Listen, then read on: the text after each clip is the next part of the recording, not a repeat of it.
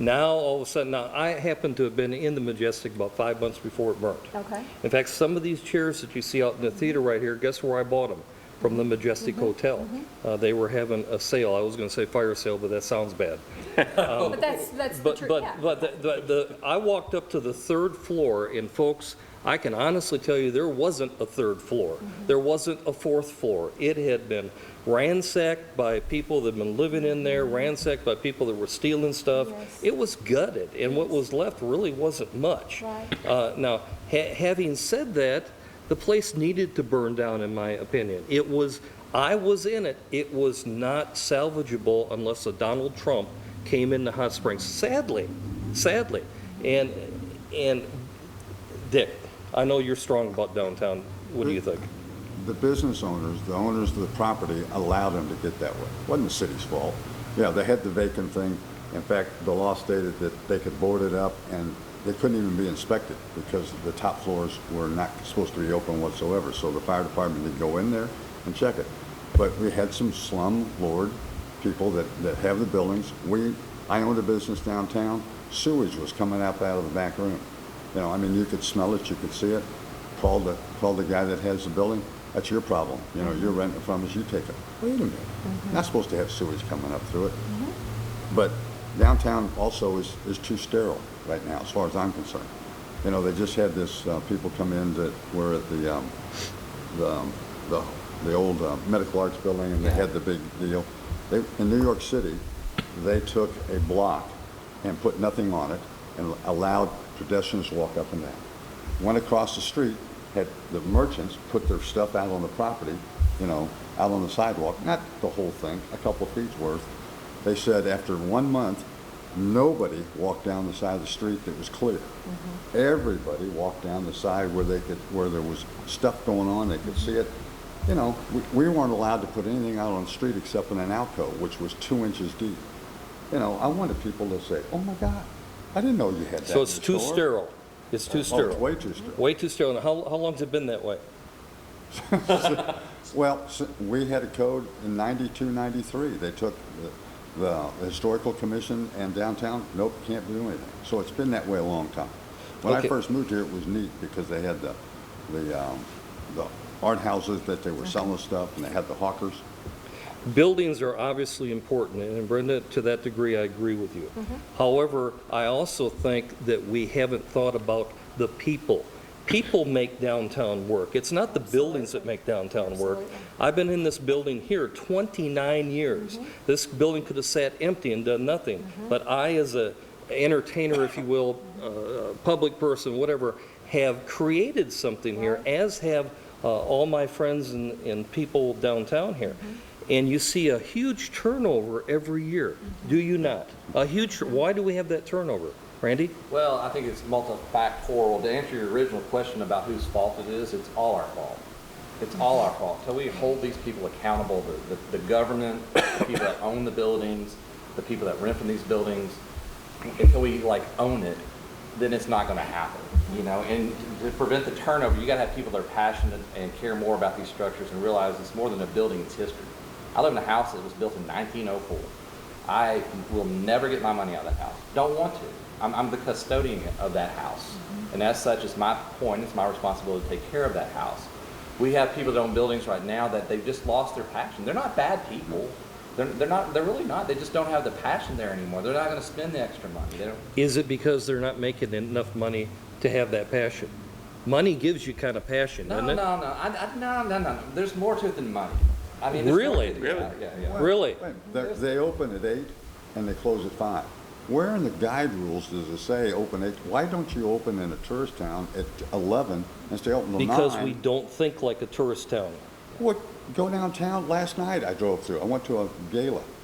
There must have been 2,000 people at 9 o'clock downtown, and people are looking in the windows. Come on. Which is another issue. That was Saturday night. Okay? Saturday night, this town gets busy, I'm telling you. But Monday, Tuesday, Wednesday, Thursday, sometimes Friday, and certainly Sunday, you can shoot a cannon down the street and not hit anybody. That's because it's all business. Let's bring some residential properties to downtown. Well, let's allow the young people to live down here. Or myself, I'd give up my house in, on a piece of property to live downtown. I need a grocery store, I need a pharmacy down here. If I had those two things within walking distance, I wouldn't even have to worry about a car necessarily. He tried to put his business down here. Yeah.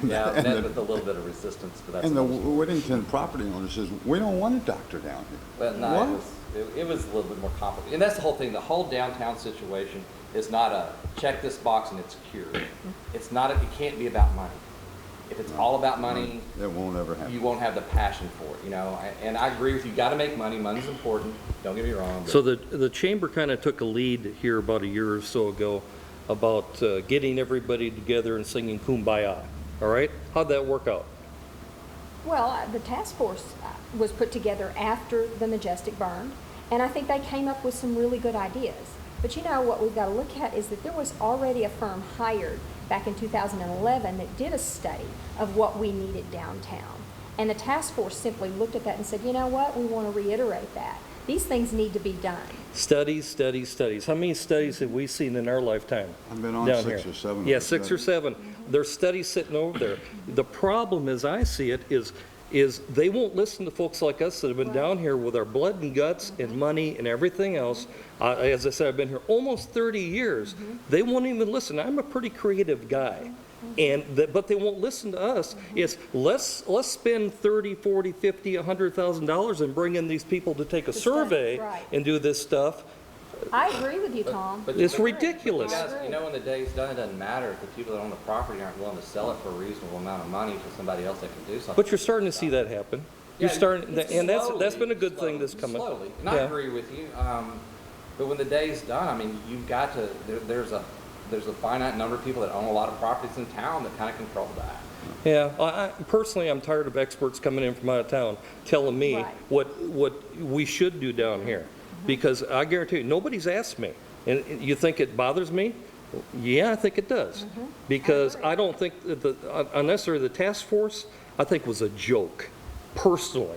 I think it was a joke because the wrong people, I'm not knocking the people that were on there, Yeah. but they didn't have experience downtown. Unless you've worked a day down here or worked 29 years dealing with tourists, folks, get down, with it. calm down. No, hey, this is Viewpoint. This is my But view. you know what? That task force probably would have been much more effective, made up of people like you. You're exactly right. That's my point. That's my Exactly. point. I'm I not agree. knocking the people who were I on it, agree. but they weren't, don't. I know. Well, I think I know. part of the This is another show, another show, another show. Can I ask you a simplistic question? Yeah, you got 1 minute. Okay. Is there enough population around Hot Springs to do what everybody wants? In other words, if there aren't people who would come, no matter what you gave them, I think it's there's not going to people. I work. think they want to. The millennials want to come downtown. Yeah. Yeah. The millennials, they're big into it. That's the thing Agree. now. It's a generational thing.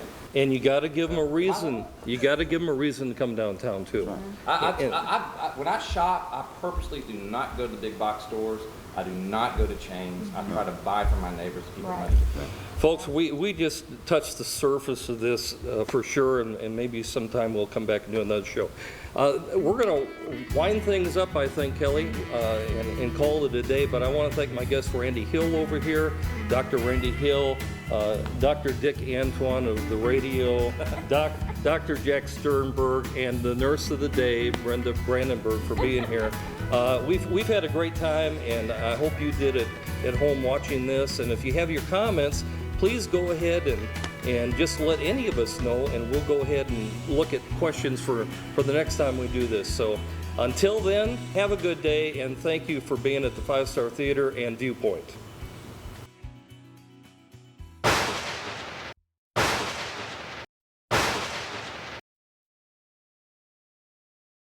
Well, I tell you what, I want to comment on one thing.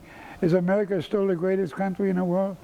We are the greatest country in the world. We've lost some of our glory, or you might say, but people are still dying to get here. And I would like to say something about the city. Now, the old part of the city is populated by the old people.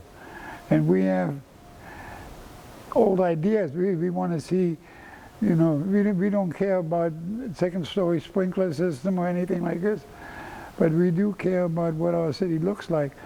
And right up to now, since I moved here 40 years ago, I've been fighting, talking to the city board for at least 35 when they were going to take down the awning, and I lost that, and I lost everything in between. But the thing is, our city, Hot Springs, is the greatest city in Arkansas.